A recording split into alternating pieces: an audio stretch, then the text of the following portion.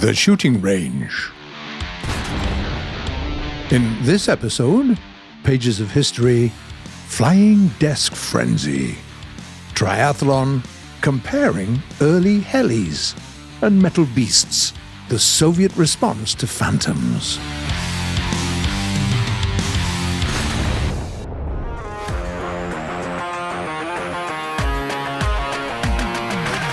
The Ichwa Strike update brings a lot of new vehicles, and we've only reviewed a couple of them so far.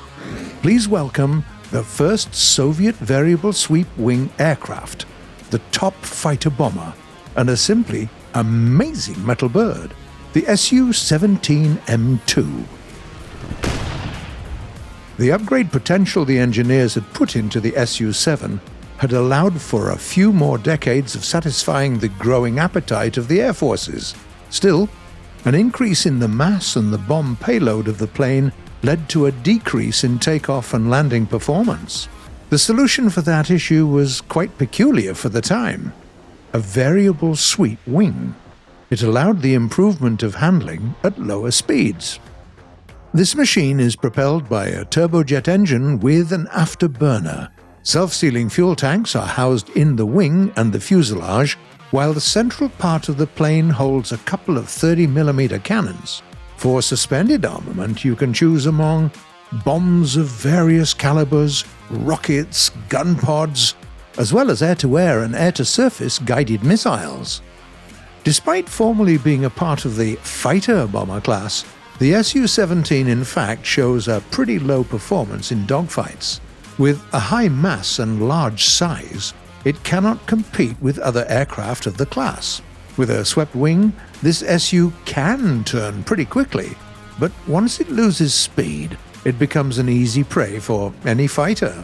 The only compensation for that is the firepower. Two 30mm cannons can cripple any enemy plane quickly enough, and if you want even more firepower, you have an option of two additional gun pods with G-Sha-23. Another great choice for air battles is 4 R-60 air-to-air missiles. They can help you ground even the most maneuverable of planes. Still, the Su-17 uses its potential to the fullest in mixed battles. Just think of it. This plane can lift up to 8 500-kilogram bombs. Even American Phantoms could appreciate that. Moreover, you can drop them one by one, and thanks to a ballistic computer, it makes it possible to destroy up to half the enemy team. The rockets are just as efficient. The S-24 has enough explosives to one-shot any enemy, while the S-8 comes in enough numbers to leave no armor on enemy tanks. Only holes. However, we recommend taking this type of suspended armament only if you're still upgrading your plane, or in situations where the enemy can do nothing against air targets. No matter how much we love classic bombs and rockets, it's still too 20th century. On a modern battlefield, the skies are constantly surveyed by SPAAs, and the only way to counteract them is to use air-to-surface missiles. That's why this plane has some familiar Kha-23 and some brand new Kha-25 and Kha-29 missiles. The best choice is a set of 2 Kha-25 air-to-surface and 4 R-60 air-to-air missiles. The former will give you an opportunity to suppress enemy AA defenses at a great distance, gain 3 to 4 kilometers in altitude, and then dive at the enemy respawn point in search of targets. The latter is always useful against enemy aircraft, of course.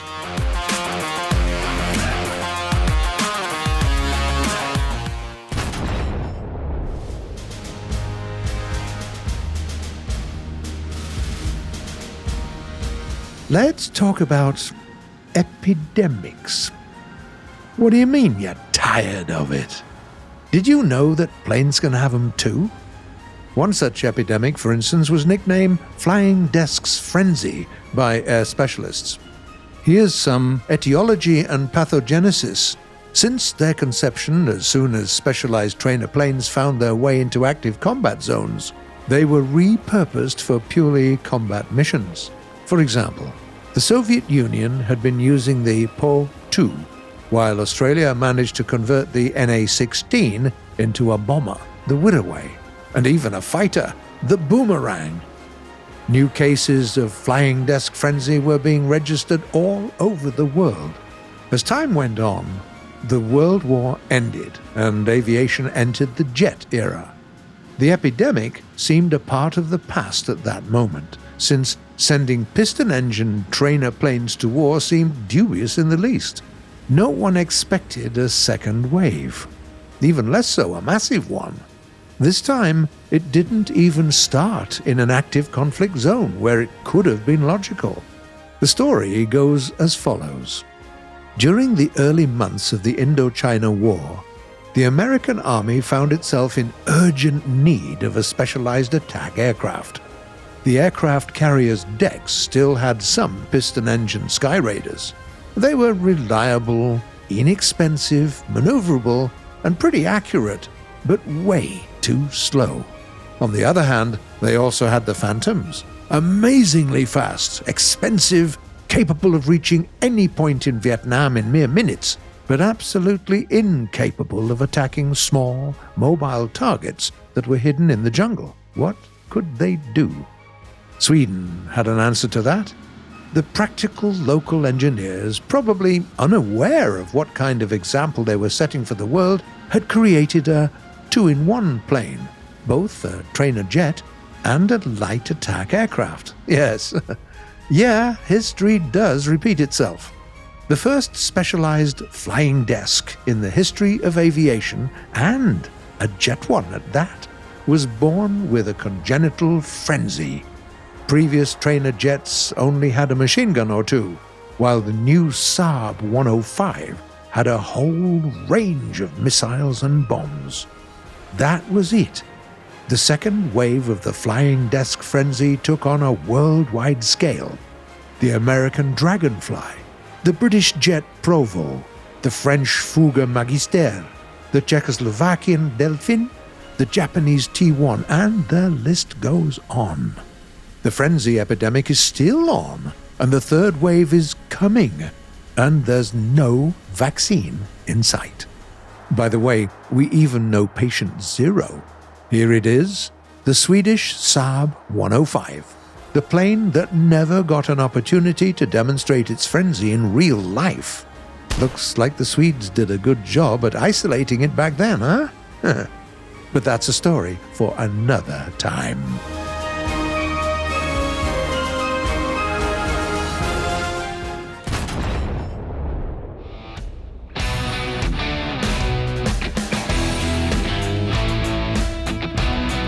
The reserve rank vehicles can often define the progress in the whole tree. Today, we're comparing the earliest helicopters for each nation. This triathlon will test the American AH-1G, the German SA-313B, the Soviet Mi-4AV, the British Scout, the Japanese UH-1B, the AB-205 from Italy, and the French H-34. All of the helicopters will be fully upgraded and with a minimum fuel load. The first trial will check their top speed near the ground. Our contestants are already hovering at the start line. Okay, let's go! The helicopters dash off 50, 100, 150 kph, and we're already seeing some reaching their top speed. The Mi-4 managed 200 km per hour, and the SA-313 could do 207. The H-34 and the Scout showed a better result of 230 and 235 kph respectively. The Japanese UH-1B earns a pedestal spot with its speedometer showing 255. The second place goes to the American Cobra with 275 kph. And the winner in this stage is the Italian with a top speed of 290 km per hour. second stage will have our participants repel an air attack. For aggressors, we've picked the Italian A-109 helicopter and the Soviet MiG-15 fighter. Let's go! The AH-1G has the heaviest weapons of all today. Its dual 40mm grenade launcher turret and a suspended 20mm cannon quickly put off anyone, and naturally, this heli is the first to finish off both targets. The next to report mission accomplished is the German crew. With 4 machine guns and a high mobility, they had no difficulty in aiming at both the helicopter and the plane. A little later, the Italian crew handles the task too. Its turrets are helpful against air targets. Other participants didn't take long to finish the task either, with one exception, the Japanese. It simply doesn't have any machine guns, and the rockets take much longer to hit an air target. Finally, a test of ground strike capabilities. A natural one for helicopters, isn't it? Let's pick the Japanese STB-1, the Italian Centauro, and the Soviet Shilka for targets. Let's go! Thanks to our hefty stock of rockets and 40mm grenade launchers, the AH-1G is the winner again. The second to finish is the Soviet heli this time. It uses its ATGM to destroy the SPAAG at a long distance, and then finishes off the rest of the targets. The next to wrap up are the British and German contestants. The rest, however, seem to be having some trouble. Their ammo and firepower aren't enough to destroy all 3 targets in one sortie, so they have to go back for a reload. Let's sum up. The third place goes to the British Scout for its decent speed and its capability of carrying 4 ATGMs. The second place goes to the German SA-313B for excellent maneuverability and considerable assault capabilities. Finally, the winner today is the American Cobra. It wins the competition thanks to an outstanding combo of good flight performance and fearsome ordnance.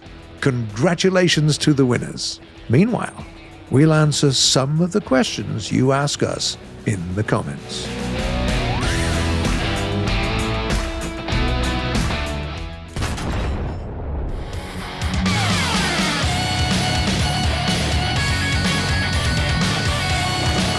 The first question was sent by a player called My Name Jeff. What is the best tank for me to start researching? The M60A2, the M551, or the T95E1? Hi there, Jeff. If you enjoy classic medium tanks, your best option is the T95E1. If you prefer larger calibers, take a good look at the M60A2 and the M551. The former can boast some good armor, while the latter considerable mobility.